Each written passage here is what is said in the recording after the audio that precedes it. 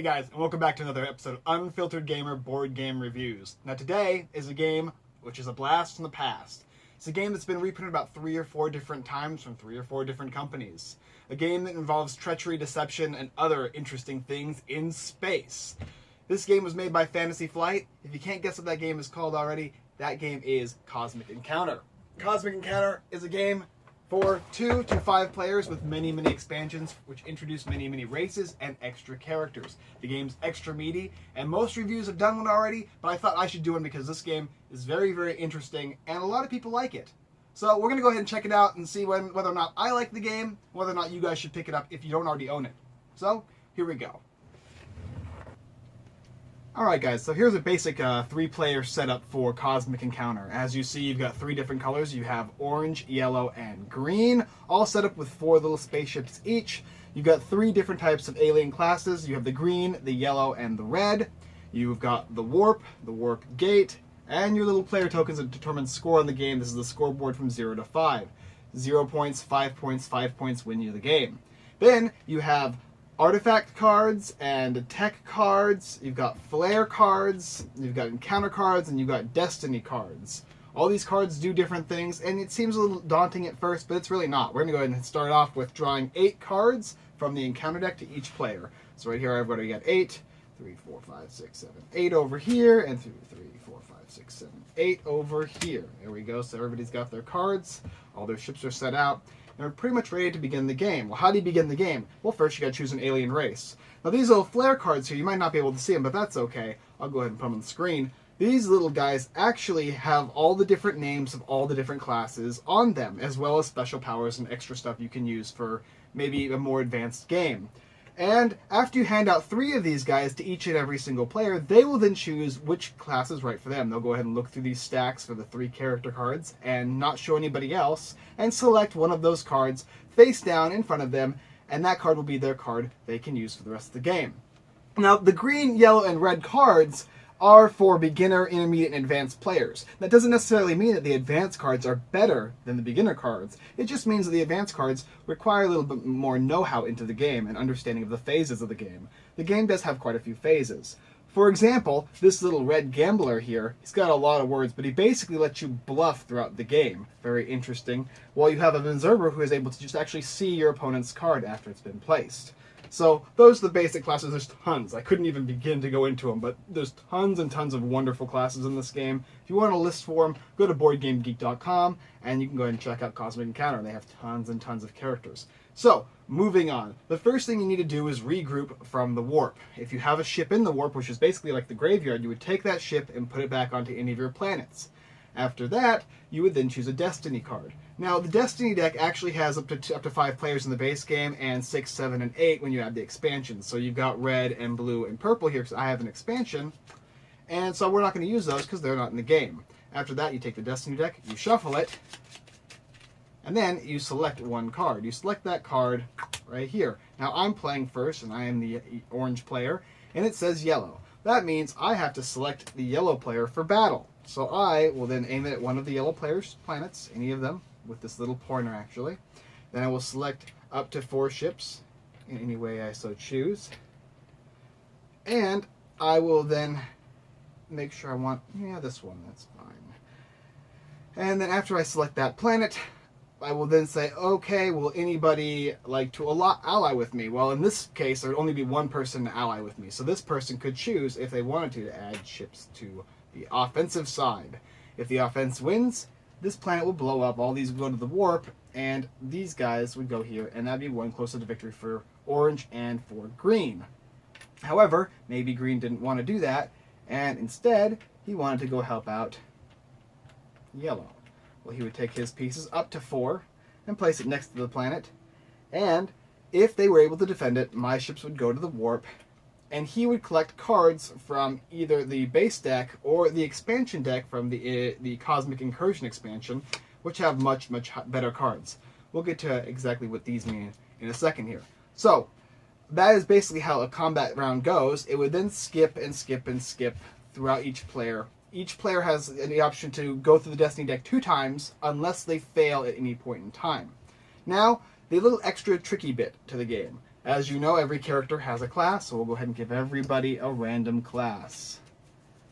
There we go. They all do something different. And luckily in these games, they kind of give you an idea of what your character does without having to read this entire huge thing of text. For instance, this guy, the Kronos, can replay an encounter if he doesn't like it. Or the Masochist, he can try to lose his own ships. And if he loses all of his ships, he wins the game. So if he basically annihilates his own race, he wins. While the Observer, allies do not go to the warp. Well, that's what this guy is. Your allies don't go to the warp. So, if you ally with me, you're not going to die, so there's no point in losing any of their ships. So, when you start this game, you have the option to keep your character face down, but when you're first starting off, just go ahead and leave it face up. Now, let's go ahead and reenact that combat once again. So, without my characters dying, right here, I would select this yellow planet.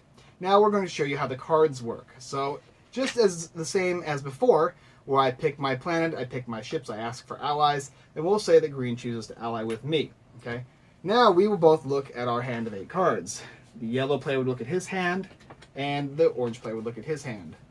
In your hand, you're going to have different stuff. You're going to have reinforcements and counters, which are attacks, and also encounters that are negotiates, as well as artifacts on the occasion.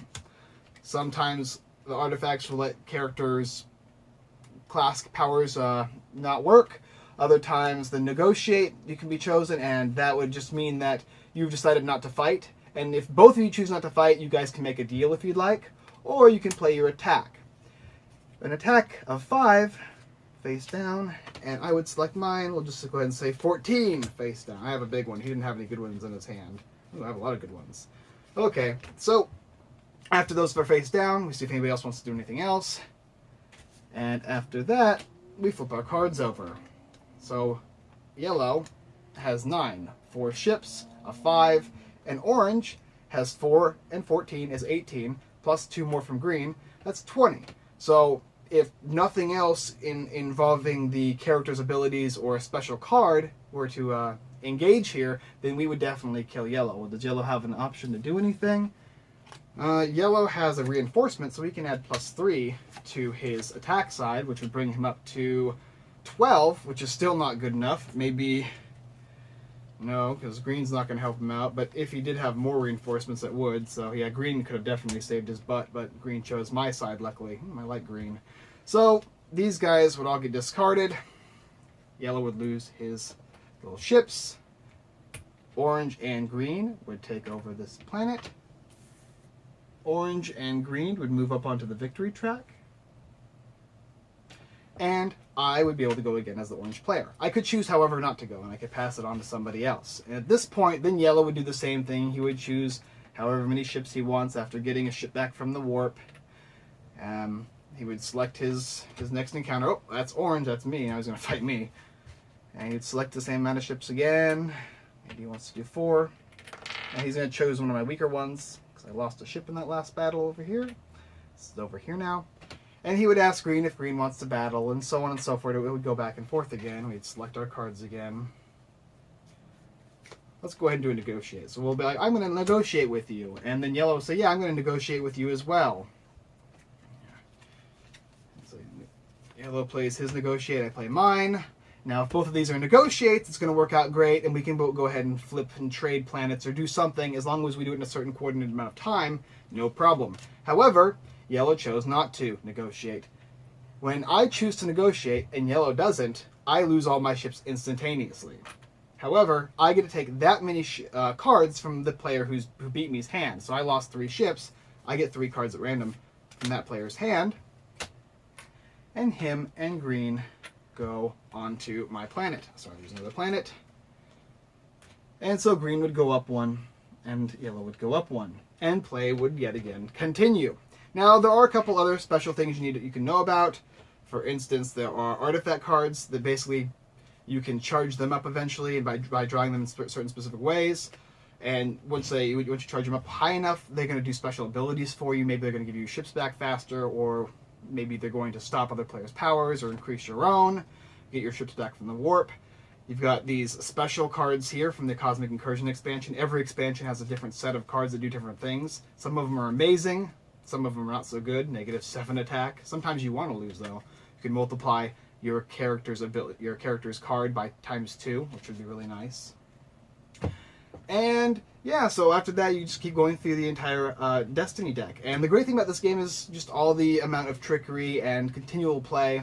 The game actually doesn't take very long, maybe about, in a game with 3 players, maybe like 45 minutes or so. It's really easy to learn, even though there's entirely large amounts of classes, and you get tons and tons more as you continue playing the game. And there is quite a bit of phases throughout the game, and it tells you on the character cards when you can use your ability. So there's a regroup, a destiny, a launch, alliance, planning, reveal, and resolution phase. There's a lot of phases, but they all kind of flow rather well. And so once one or more players get to that 5-point count, in fact, every player but one player in an 8-player game could get to that 5-point count and win. That happened. It's happened many times before, and many reviewers will tell you that. So that's basically how you play Cosmic Encounter without explaining too much about the extra expansion stuff, and every class has a bunch of extra tokens and stuff. Some classes actually give you an extra planet. Other classes you require bunches and bunches of extra little tokens and stuff. Tons of good stuff in the game. Something that you can definitely check out on your own when you feel up to it, just to get a better grasp of the game. And the art is pretty spectacular. So we'll go ahead and get to my final reviewing of the game for my positives and negatives of Cosmic Encounter with my expansion, Cosmic Incursion, whether or not you should get expansions or not. Okay guys, thank you very much. Here we go. Alright guys, so that's basically how you play Cosmic Encounter. Cosmic Encounter is an excellent game. If you're not already aware, which I'm pretty sure you are, if you haven't seen any of these reviews yet from any place, Tabletop's done it, Dice Tower's done it, Watch It Played's done it, tons of excellent game reviewers have done this, but I could not let this game slide because I love it so much. This game has tons of treachery and deceit in it. You're always wondering if your opponent is going to actually be working with you or against you next round after you've screwed them over. Are you going to tell them, yeah, let's do a little negotiation, and then you actually don't do a negotiation? Oh, you see the face on your opponent as they just tear up because they're just like, oh, I trusted you. It's a game that you may or may not want to play with a spouse. I don't know. That's up to you guys. If you do so and it ends a marriage, don't blame me, because honestly, there is some serious tactical advantages to screwing over your loved ones in this game. Much like a game like Cutthroat Caverns or any of those other take-that games, it has that in it. Not only that, it has a spirit of cooperation. You can choose to never lie in this game, which is wonderful. Because even though you choose never to lie in this game, they might think you're lying, which can always screw them, always confuse them a little bit. So Cosmic Encounter's got that going for it. The aspect of, maybe lying to the person, like that kind of deceitful, like treachery, or always telling the truth. Choosing who your allies are going to be one time and sticking with it throughout the entire game. Trying to make just that one person lose, or maybe having 3 guys you want to work with, and then you got 3 versus 3 versus 2, or 3 versus 3 versus 1, which has happened to me on the occasion. Not so wonderful, but still an interesting game nonetheless because of all the different characters and classes. And there's tons of characters and classes. There's probably like over 150 if you get all the expansions, with 8 players, and they've remade this game 3 or 4 times. Now, there's some things I haven't explained in the game exactly like to detail, because I feel like you probably want to get into the meat of the game, the advanced stuff, on your own. You should definitely check out on your own. Just read the rules. You'll see they're fairly simple stuff. There's a couple extra little special cards that can give you little bonus advantages and stuff like that, as well as different expansions that I personally don't own that give you another deck or another player, or other things like that I can't actually tell you because I haven't gotten them yet. I probably should have them because it's a wonderful game. Now, the price point's pretty good. I think it's about $30-$40 right now, especially if you get like a thrifty shop. If it's on Amazon, maybe it's like $45-$50. MSRP I think is $60. Nevertheless, it's worth it. 6-player game, 5-player game, definitely worth the price point. The art's good. It's solid. The theme is always stuck from each and every single revision of this game, and Fantasy Flight has done the best job of making this game just come to life. You feel the planets and the little spaceships, they just pop. They look great on the board when you're playing it. And you actually feel like you're invading other people. So, solid gameplay, solid artwork. There's not a lot of negatives I can say about this game. The only real negative I can say is do not play with somebody who gets angry. If they get angry too easily, if they're more of a co-op player, or you know they like to play deck builders, where they just kind of do their own solitaire thing, do not bring this game out. They're not going to like it.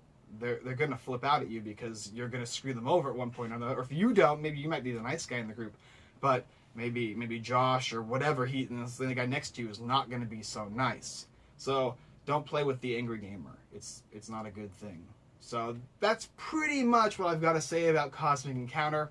If you like this game, go ahead and comment below. Subscribe, rate, whatever the hell they do here. And check out my site, unfilteredgamer.com, where we post tons of board game reviews and news. Next coming up soon, maybe in the next day or so, we're going to have a review out for either a news article, and I might have either previous video for Luminous Ages, which might be already out by now, or I might be coming out tomorrow. So we'll go ahead and see. We also have that board game giveaway that is Machi Koro with the Millionaire's Row expansion, really bad art, and Robot Turtles all packed up into one. A great family board game giveaway package. I think there's only like 1,000 entries right now, so it's pretty low because you can get at least 1 or 2 entries every day, and you can get about 10 to start with. So if you haven't gotten that or checked it out, unfilteredgamer.com/giveaways-events. Go ahead and check that out. We've got board game blogs and all that great wonderful stuff every week. Keeps coming out, and new Kickstarters are bringing us games, so we're going to go ahead and give you some more content there from a lot of indie titles that you probably never heard of, or games that you may or may not want to pick up. Maybe these reviews might help you out.